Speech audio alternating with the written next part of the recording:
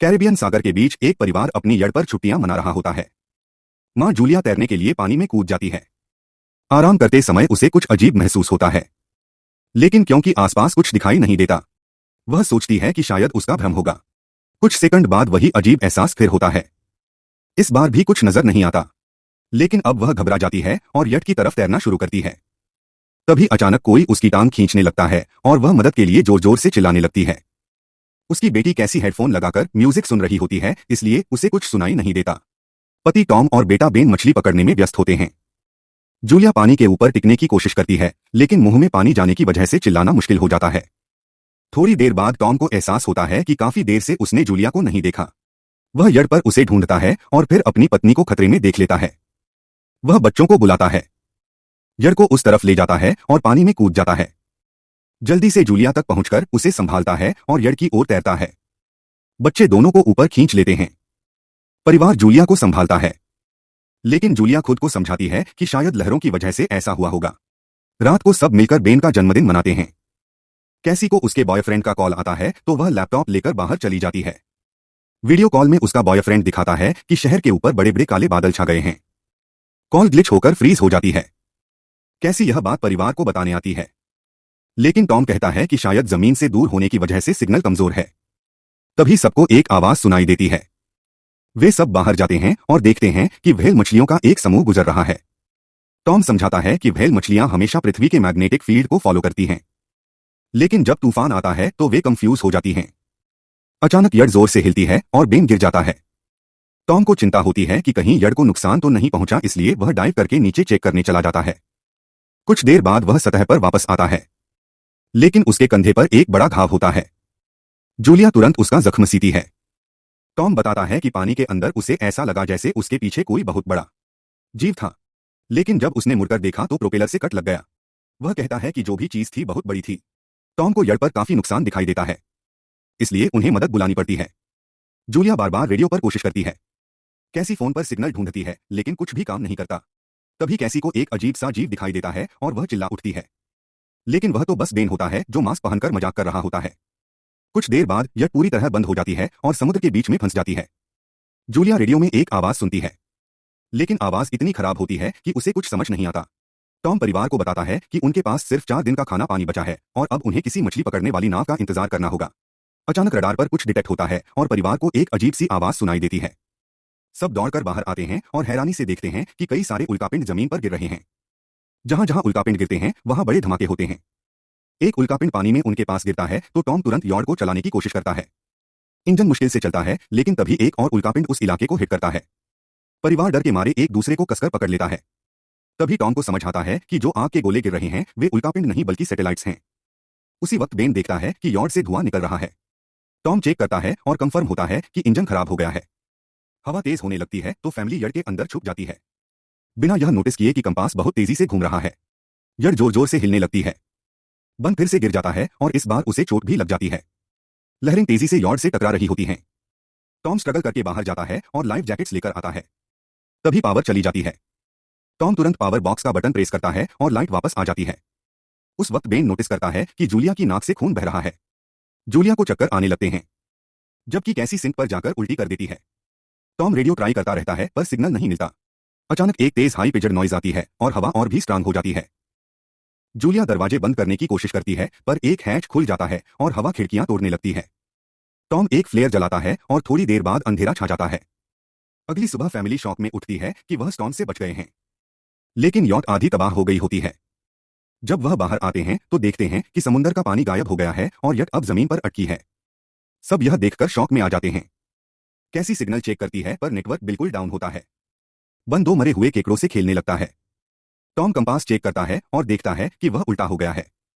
यह आखिरी बार 7 लाख साल पहले हुआ था। कैसी को लगता है कि उसका बॉयफ्रेंड मर गया होगा और वह टूट जाती है। जब जूलिया उसे समझाने आती है तो कैसी उसे दूर कर देती है और छुपने चली जाती है। जूलिया और टॉम बची हुई सप्लाई देखते हैं। बेन अपने बर्थडे बलून्स एक पत्थर से बांध देता है ताकि शायद कोई बचा हुआ सर्वाइवर देख ले। टॉम फिर रेडियो ट्राई करता है और इस बार एक आदमी से कनेक्शन हो जाता है।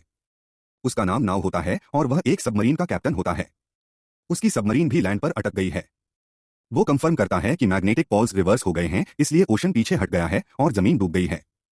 वो कहता है कि उसने अभी तक और सर्वाइवर्स नहीं देखे और कम्युनिकेशन सिस्टम्स बिल्कुल डाउन हो गए हैं। वो मजीद यह भी कहता है कि पोल्स फिर रिवर्स होंगे और शायद एक हफ्ते में समुंदर वापस आ जाएगा। वह फैमिली को वार्न करता है कि जितना हो सके ऊंची जगह चढ़ जाओ क्योंकि जब पानी वापस आएगा तो वह बहुत खतरनाक होगा। वह बोलता है उसका पार्टनर क्रैश में मारा गया और सबमरीन में बस 3 लोगों की ही जगह है। जूलिया और टॉम उससे कहते हैं कि प्लीज हमारे बच्चों को बचा लो। वो उन्हें अपने कोऑर्डिनेट्स दे देता है। टॉम कैलकुलेट करता है कि सबमरीन तक पहुंचने में 2-3 दिन लगेंगे। वो फैमिली से कहता है आज रात अच्छे से आराम कर लो, कल सुबह हम निकलेंगे। वह एक लंगड़ा आदमी होता है जिसके हाथ में हारपून होती है और साथ में एक कुत्ता लगातार भौंक रहा होता है। टॉम उसके पास जाता है और उसे पानी की बोतल देता है, लेकिन वह आदमी कुछ ऐसी भाषा में बोलता है जो टॉम समझ नहीं पाता। पानी पीने के बाद वह अजनबी अचानक टॉम के सिर पर बोतल मारता है और चेहरे पर जोर का लात मार देता है। जूलिया डर के मारे भागती है, लेकिन तब तक देर हो चुकी होती है। वह आदमी टॉम के पेट में हारपून घुसा चुका होता है। टॉम कुछ पल तक तड़पता है और फिर वह उसकी गर्दन भी काट देता है। फिर वह आदमी जूलिया के पीछे भागता है और उस पर हारपून फेंकता है जिससे उसके कंधे में चोट लग जाती है।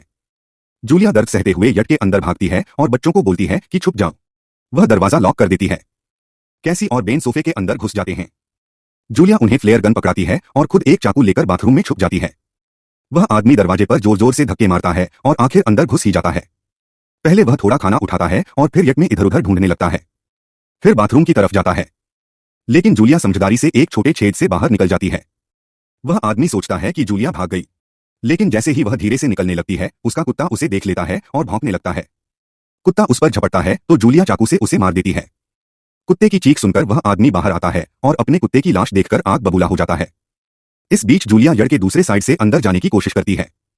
वह ऊपर चढ़कर टूटी हुई खिड़की से अंदर घुसने लगती है, लेकिन वह आदमी पहले ही वहां पहुंच जाता है। वह उसे पकड़कर जोर से मुक्का मारता है, जिससे वह नीचे गिर जाती है। जूलिया फर्नीचर पकड़कर बचने की कोशिश करती है, लेकिन वह आदमी उसे लात मारकर दूर फेंक देता है। फिर वह उसकी कलाई पर पैर रख देता है ताकि वह चाकू छोड़ दे और फिर उसके बाल पकड़कर उसका चेहरा जमीन पर दे मारता है और सोफे पर फेंककर उसका गला दबाने लगता है। बच्चे यह सब कुछ देख रहे होते हैं। कैसी बाहर निकलकर फ्लेयर गन चलाती है जो सीधा उस आदमी को लगती है। वह जल उठता है और यट में आग फैलने लगती है। बच्चे तुरंत भाग जाते हैं, लेकिन जूलिया वापस आती है। वह उसे एक किक मारकर गिराती है, मैप और बैग उठाती है और वहां से भाग जाती है। बेन और कैसी अपने पापा के पास जाकर रोने लगते हैं। जूलिया भी उनके साथ बैठ जाती है और तीनों मिलकर आंसुओं के साथ टॉम को आखिरी अलविदा कहते हैं। तभी वह डरावना आदमी फिर यट से बाहर निकल आता है तो फैमिली फिर से भागने लगती है। कुछ ही देर में यट एक बड़े धमाके के साथ उड़ जाती है। थोड़ी दूर चलने के बाद वह लोग एक छोटे से झरने के पास रुकते हैं ताकि थोड़ा आराम कर सकें। कैसी सोचती है कि शायद वह पागल आदमी उनके पास गुब्बारे देखकर आया था। यह सुनकर बेन खुद को कसूरवार मानने लगता है। जूलिया उसे समझाती है कि इसमें उसकी कोई गलती नहीं थी और सबको आगे बढ़ने को कहती है क्योंकि वह आदमी अभी भी उनके पीछे है। रास्ते में एक छोटे तालाब के पास बंद एक मरी हुई हैमर हेड शार्क देखकर हैरान रह जाता है। तभी जूलिया नोटिस करती है कि वह आदमी फिर उनके करीब पहुंचने वाला है। सब लोग दौड़ पड़ते हैं और एक रेत के टीले से नीचे गिर जाते हैं, जहां उन्हें जहरीला कचरा दिखाई देता है। फैमिली सावधानी से उसे पार करती है और लगता है कि उन्होंने उस आदमी से पीछा छुड़ा लिया है। चलते चलते उन्हें बड़े बड़े मरे हुए सी एनिमल्स और समुद्र के नीचे जमा हुआ सारा प्लास्टिक दिखने लगता है। बेन धीरे धीरे चलने लगता है तो जूलिया समझ जाती है कि वह डिहाइड्रेशन के करीब है। वह सबको रुकने को कहती है। जब वह पानी की बोतल देखती है तो उसे झटका लगता है। बोतल में पानी लगभग खत्म हो चुका होता है। कैसी को एहसास होता है कि शायद उसने बोतल ठीक से बंद नहीं की थी। जूलिया गुस्से में चिल्लाती है कि उसकी लापरवाही की वजह से पानी खत्म हो गया। कैसी जवाब देती है क्या फर्क पड़ता है, वैसे भी हम बचने वाले नहीं हैं। दोनों के बीच लंबी बहस होती है। फिर भी फैमिली आगे चलती रहती है। कुछ देर बाद उन्हें एक क्रैश हुआ प्लेन मिलता है। अंदर कुछ हिलता डुलता देख सब डर जाते हैं, लेकिन वह सिर्फ कुछ पक्षी होते हैं। फैमिली तय करती है कि रात यहीं प्लेन के अंदर गुजारेंगे। वह थोड़ा सा स्नैक शेयर करते हैं और जूलिया को टॉम की जैकेट में एक फैमिली फोटो मिलती है, जिसे देखकर उसका दिल टूट जाता है। कैसी पूछती है मॉम, आप और डैड की लव स्टोरी क्या थी? जूलिया मुस्कुराकर बताती है, टॉम हॉस्पिटल में मेरा पेशेंट था। फिर एक दिन उसने फूल और एक प्यारी सी कविता देकर अपना प्यार जताया था। रात के बीच में कैसी प्लेन से बाहर जाती है। तभी वह डरावना आदमी उसे पीछे से पकड़ने की कोशिश करता है, लेकिन जूलिया अचानक पीछे से उस पर टूट पड़ती है और बार बार चाकू से वार करके उसे मार देती है। कैसी अपनी मां को गले लगाकर शांत करती है। अगली सुबह उस आदमी की लाश पर कीड़े गुण पड़े होते हैं। फैमिली नोटिस करती है कि उसके शरीर पर कई काटने के निशान हैं। मतलब इस एरिया में कोई खतरनाक जीव छिपा हुआ है। जैसे ही वह लोग वहां से निकलते हैं, केकड़े उसके मुंह से बाहर निकल आते हैं। कुछ घंटों बाद जूलिया और कैसी मैप देख रही होती हैं, लेकिन बेन धीरे से आगे निकल जाता है। जूलिया चिल्लाती है, रुक जाओ, लेकिन बेन एक तालाब में झुककर पानी पीने लगता है। जूलिया तुरंत उसे खींचकर बाहर निकालती है और समझाती है कि अनजान पानी उसे बीमार कर सकता है। धूप बहुत तेज हो जाती है तो फैमिली अपने सिर कपड़ों से ढक लेती है। बेन को चक्कर आने लगते हैं। तभी उन्हें कुछ पुरानी कुर्सियां मिलती हैं और जूलिया अब कैसी उनसे एक टेम्परेरी शेल्टर बना लेती हैं। जूलिया बेन को इंजेक्शन लगाती है और तय करती है कि वह रात वहीं बिताएंगे। सुबह जूलिया एक अजीब सी आवाज सुनकर उठती है। बाहर जाकर देखती है तो क्रैब्स का एक बड़ा झुंड उनकी तरफ आ रहा होता है। वह तुरंत बच्चों को उठाती है और तीनों भागना शुरू कर देते हैं। भागते भागते उन्हें एक बड़ा कार्गो शिप दिखाई देता है। वहां 3 क्रू मेंबर्स जिंदा होते हैं। एक औरत उनकी मदद करना चाहती है, लेकिन बाकी 2 आदमी मना कर देते हैं और तीनों फैमिली को बाहर छोड़कर कंटेनर लॉक कर लेते हैं। क्रैब्स पास आ जाते हैं। जूलिया बच्चों को कंटेनर के ऊपर चढ़ाती है। खुद जब चढ़ने लगती है तो क्रैब्स उसके पैर को जोर से काट लेते हैं। बच्चे उसे खींचकर ऊपर चढ़ाते हैं, नहीं तो वह नीचे गिर जाती। कंटेनर के एक छेद से आधे क्रैब्स अंदर घुस जाते हैं। क्रू मेंबर्स फायरिंग शुरू करते हैं, लेकिन क्रैब्स उन पर हावी हो जाते हैं और दोनों को मार डालते हैं। आखिरी आदमी छत के होल तक पहुंचता है, लेकिन क्रैब्स उसे भी नीचे खींच लेते हैं और वह भी मर जाता है। जूलिया अपने जख्म पर पट्टी बांधती है और बेहोश हो जाती है। कुछ देर बाद जब वह उठती है तो खुद को रेत के तूफान के बीच अकेली पाती है। वह घबराकर बच्चों को ढूंढने लगती है। एक मरी हुई औरत का हथियार उठाती है और जोर जोर से चिल्लाती है। कैसी उसकी आवाज सुनकर लौट आती है और बताती है कि वह और बेन मदद ढूंढने गए थे, लेकिन कोई नहीं मिला। फिर दोनों बेन से मिलते हैं, जिसे एक खुला कंटेनर मिलता है जहां वह तूफान खत्म होने तक रुक सकते हैं। जूलिया टॉम का लाइटर निकालती है और अपने जख्म को जलाकर बंद करती है, जो बेहद दर्दनाक होता है। तूफान थमने के बाद उन्हें एक और कंटेनर मिलता है जिसमें बहुत सारी पानी की बोतलें होती हैं। बॉडीज चेक करते वक्त उन्हें एक रेडियो और एक गन भी मिलती है। जूलिया नाव से संपर्क करती है और बताती है कि मैप खो गया है। इस पर नाव बताता है कि उन पर आर्थ्रोपॉड्स ने हमला किया था। वो अब इसके जीव हैं जो ऑक्सीजन की वजह से पूरी तरह पागल हो चुके हैं। अब नाव फैमिली को जल्दी करने को बोलता है, क्योंकि उसके इंस्ट्रूमेंट्स ने कैलकुलेट किया है कि समुद्र उम्मीद से ज्यादा जल्दी वापस आएगा और उनके पास सिर्फ कुछ घंटे बचे हैं। वह एक फ्लेयर शूट करता है और फैमिली उस दिशा में चलना शुरू करती है। लंबी वॉक के बाद फैमिली को एक टूटा हुआ टॉयलेट मिलता है जिसमें बेन पेशाब करता है। अब वह लोग आखिरकार सबमरीन को पास ही देख लेते हैं, लेकिन वहां पहुंचने के लिए उन्हें एक बड़ा चट्टानी रास्ता पार करना होगा। जैसे ही वह रास्ते से गुजरते हैं, दीवारें हिलने लगती हैं और पत्थर गिरने लगते हैं, जिससे एक भयानक रॉक स्लाइड हो जाता है। जूलिया तुरंत अपने बच्चों को साइड में धक्का देती है और खुद भी पीछे हट जाती है ताकि कुचली ना जाए। अब एक पत्थर की दीवार उनके बीच आ गई है। जूलिया बच्चों से कहती है कि वह बिना उसके आगे बढ़ जाए, लेकिन कैसी मना करती है और जोर देती है कि उसकी मां को चढ़ने की कोशिश करनी चाहिए। बहुत बहस होती है और चिल्लाने के बाद जूलिया वादा करती है कि वह बाद में अपने बच्चों को ढूंढ लेगी। मजबूर होकर कैसी अपने भाई को खींचकर आगे ले जाती है। बच्चे चट्टानी रास्ता चढ़कर सबमरीन की तरफ भागते हैं, लेकिन वहां पहुंचकर देखते हैं कि नाव बाहर खून में लथपथ पड़ा है। वह समझाता है कि उसके लिए सब खत्म हो गया है और अब बच्चे सबमरीन ले सकते हैं। यह सोचकर कि एक एक्स्ट्रा जगह होगी, कैसी वापस अपनी मां को ढूंढने भागती है। तभी जूलिया केकड़ों को आता देखती है और वह फायरिंग शुरू कर देती है। कुछ केकड़ों को वह मार देती है, लेकिन झुंड बहुत बड़ा होता है और सबसे लड़ना मुश्किल हो जाता है।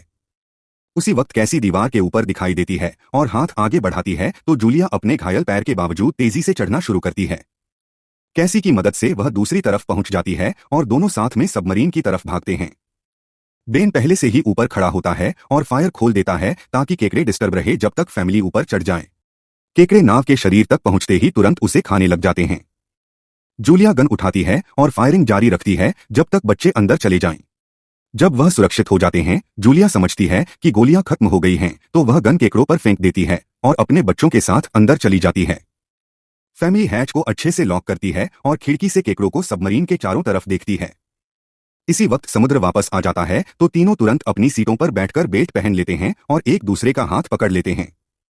तेज लहरें सबमरीन को जोर जोर से इधर उधर फेंकना शुरू कर देती हैं, जिससे जूलिया को पूरी जर्नी के विजन दिखने लगते हैं और कैसी उल्टी कर देती है। जल्दी ही वो हाई पिच आवाज वापस आती है और फैमिली बेहोश हो जाती है। कुछ देर बाद जूलिया और बच्चे होश में आते हैं और खुद को जिंदा देखकर खुश होते हैं। वो हैच अनलॉक करके बाहर निकलते हैं और देखते हैं कि लहरों ने सबमरीन को एक तबाह शहर में गिरा दिया है। यानी अब जिंदा रहने और नया जीवन शुरू करने की उम्मीद है और यहीं पर फिल्म खत्म होती है। चैनल को सब्सक्राइब करना ना भूलें और बेल आइकॉन जरूर दबाएं ताकि आपको ऐसे ही मजेदार वीडियो मिलते रहें। देखने के लिए धन्यवाद।